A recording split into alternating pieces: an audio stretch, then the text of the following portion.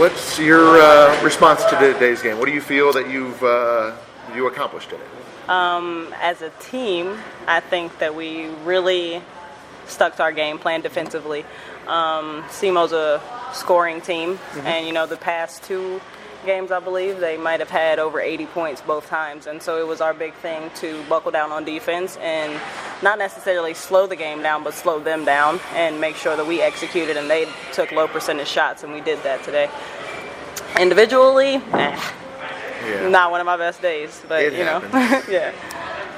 So, and I was going to say, no offense to the game itself, but I feel the real important thing was the fans. And I know that's one of those cliche things, but what's your feelings about, how there were, 1,000, 2,000 kids that gosh, we're looking up to you? Yeah, we had this day last year, and it was crazy that too. So we definitely expected it to be loud. They create an atmosphere that you really don't even see at our boys' games, or maybe it's equal or equivalent to the boy games. Not we don't even know. Close. They're screaming. They're cheering both teams. They don't know. They don't care what's going on. They just want to see something exactly. good. Yeah. And so I think that helps us. It makes it hard to hear sometimes, but we that helps us dial in more, so we're more in tune with each other. We have to make sure we're listening to each other more, and it's an atmosphere that you just love to play in year to year. It's really fun. Definitely. So hopefully they continue with that. For sure. Do you feel that it builds future fans and future Xavier students? Oh, absolutely. I think that having so many kids, they're so impressionable. And so when we come out here and, do all these cool things in their opinions, they're like, okay, those girls have that X on their chest, maybe I want that too. Even if it's just a student, regular student or athlete, we definitely make future Xavier Musketeers here. So did you kind of feel like rock stars out there just a little bit?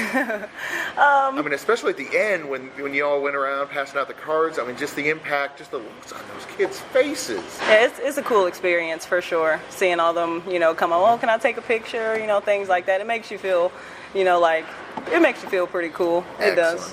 Yeah, I was going to say, you all deserve to be feeling that way because, just unfortunately how things are where the men's, which are in, the Bahamas today? Florida, I think. Florida, somewhere nice like that. They get to feel that rock star feeling every day, where it's good that, the other teams get to experience that. Yeah, for sure. Let's see, where does your team need to improve the most? I think it's just being in tune with each other and knowing what we're going to do and executing it. I wouldn't say know what we're going to do. We know what we're supposed to do, but when it's time to, include the refs and the other teams, sometimes you lose that a little bit. You lose focus on that. But if we just all come together and make sure we're, have the same goal, then I think that's an area that we can improve and be better at. So you mentioned about the defense being the focus for today's game. Do you feel that that you had focused on the defense and it worked out, or do you feel that's something that needs to still improve? Today I think our defense was really good.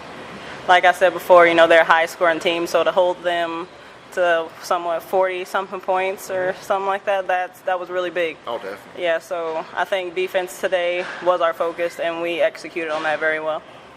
So how does this prepare you for conference play? I think they remind me, their pace reminds me of the Seton Halls and DePauls and stuff like that. They push the ball, and that helps us get prepared for the Villanovas, and, just different teams like that. I think it's the pace and their, before this game, we held them to low percentages, but they shoot the ball really well, and that simulates, Villanova and, different teams. So there's other teams in your conference. They play very much play like a similar game, too. For sure. So it's not like one of those games when you play, say in football, when you play a non-conference team and they run the option, which relates to nothing whatsoever that you're going to see the rest of the year. Yeah. Okay, so that makes sense. So just one more question about the Laurel Hill Invitational. What are your feelings? How do you feel it positively impact the community in a whole?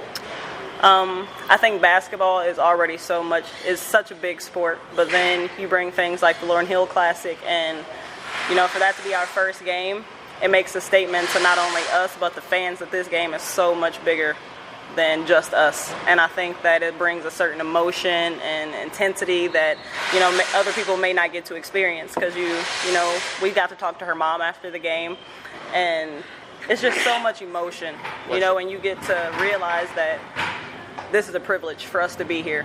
And some people can't be here, and they would give anything to be. And people like Lauren, you know, unfortunate circumstances, but you play for people like Lauren. And so it's really cool.